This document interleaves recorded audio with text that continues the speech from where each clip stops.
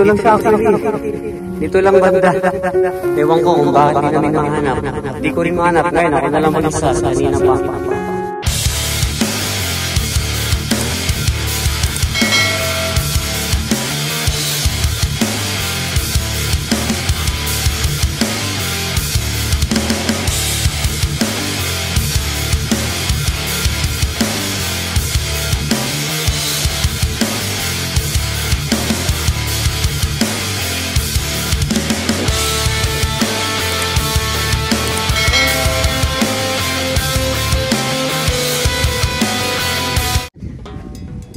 Halos 3 hours kong hinahanap.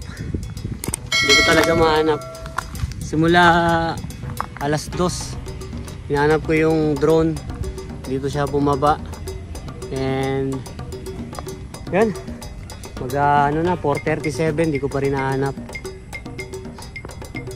Yan, doon tayo nagpalipad. Doon ito sa Dabilan nga pala to. Ayun yung motor natin, yung red. So nagpalipad tayo doon sa harap, yan sa labas. Yung may ano na yan. Tapos nung umangat siya, pumasok siya sa bakod rito. Yan, dito sa loob. Ngayon, meron naman siyang video kasi na-record ko naman kung saan siya banda bumagsak. Pero dalawa kami kanina, yung nagtatrabaho dyan sa construction, tinulungan ako maghanap. Hanggang sa sumuko na lang siya kasi mag-out na ata sila. So even doon sa video, tiningnan ko kasi nag-record naman, hindi rin talaga namin mahanap eh. Pero dito lang siya actually, dito lang banda. Ewan ko kung bakit di namin mahanap. At di ko rin mahanap. Ngayon ako na lang mag-isa, kanina pa. Hindi ko mahanap. And though hindi siya mamahalin na drone, pero syempre yung value nung pera nung pinagbilhan natin ito, hindi naman to branded eh. Sayang, pero ayaw ko pa, di pa ako susuko na para sumuko. Ang oras ay 4:38. So hanapin ko pa. Sayang eh. Kasi yung value nung drone, ulitin ko, hindi naman yung DJI.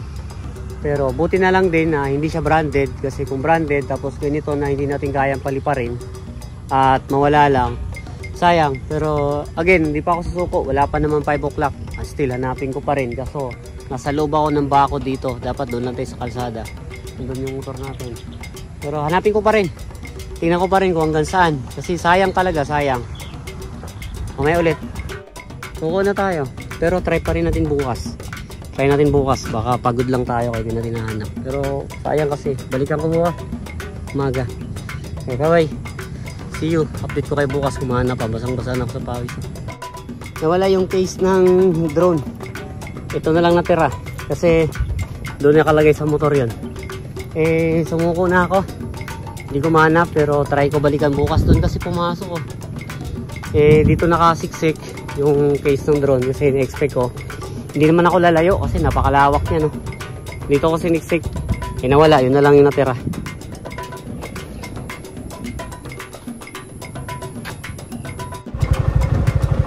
Yan mga kababayan, ngayon ay anong oras na ba? 9:57 ng umaga, December 3. Kung umabot ka sa video na to, yung napanood sa mga bandang unahan ng video na to, kahapon yun. Ngayon ay kinabukasan. So, ayan. Malakas ang ulan. Nakisilong lang ako, pero dito na tayo sa spot kung saan nalaglag yung drone natin. Ito yung sinasabi ko na pagka umulan, patay tayo ng malala, wala tayong masisilungan. Pero yan na nga, umulan na nga, basa na nga yung cellphone. Patay tayo dito mga bayan, hapon na ako silungan, mamaya na lang ulit. Yan, dyan nalaglag yung drone natin. Pero ganito, actually kaninang umaga umulan na. May bumalik ako rito, umuulan pa rin ulit ng malakas. Pero sa tingin ko parang susuko na ako, hindi ko na siya hanapin. Kasi kung mahanap ko man, eh basang-basa na rin yun sa ulan, wala na rin silbi yun. Eh, nagbablard pa.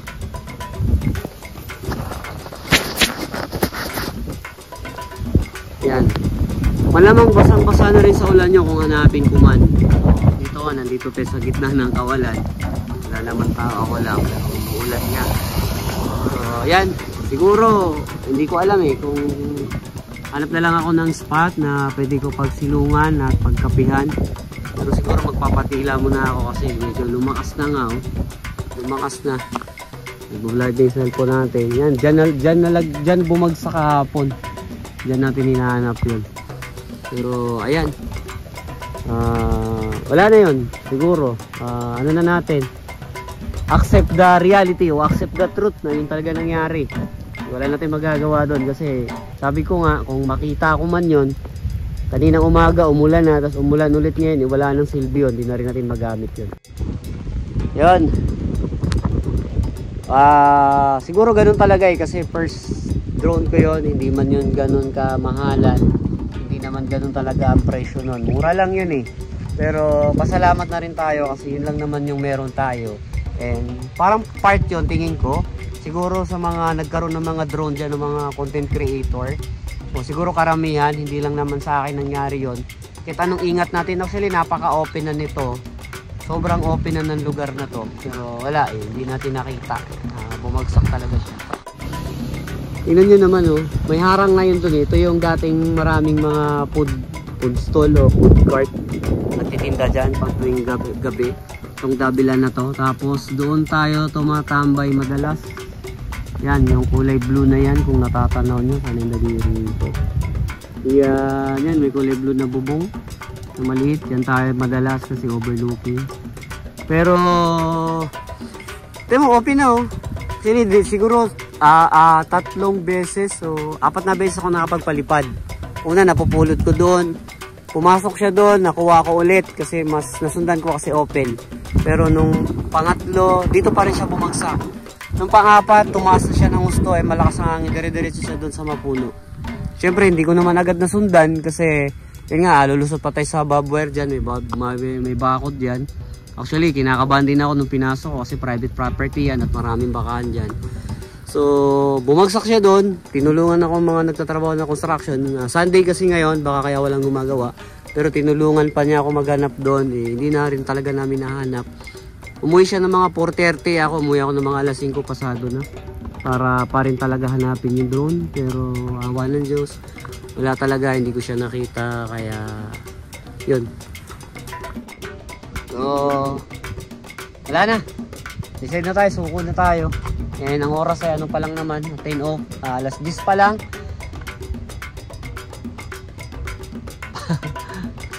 Matatawa ka na maiinis.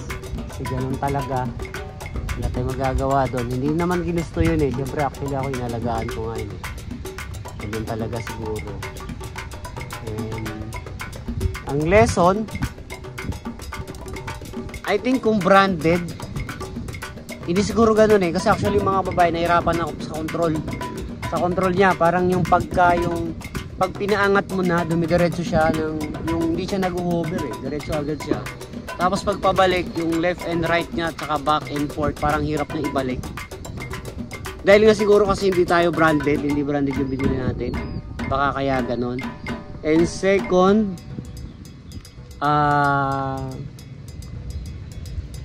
marami kasi talaga sa social media, lalo sa Facebook o sa mga FB page na nagbebenta ng mga ganung mumurahing drone.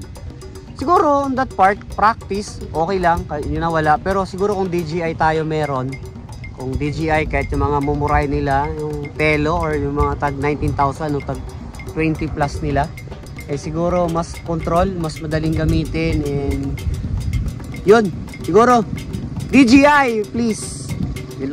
So, DJI, baka naman. Maraming salamat sa inyo mga kababayan. And nga pala mga kababayan, yung FB page ko na-hack. Hindi ko pa rin nare-recover isang buwan na mahigit. Sa mga marunong dyan, paki-message lang ako. And yun, maraming salamat sa inyo mga kababayan. Please like, comment, and subscribe. See you on my next ride. Bye.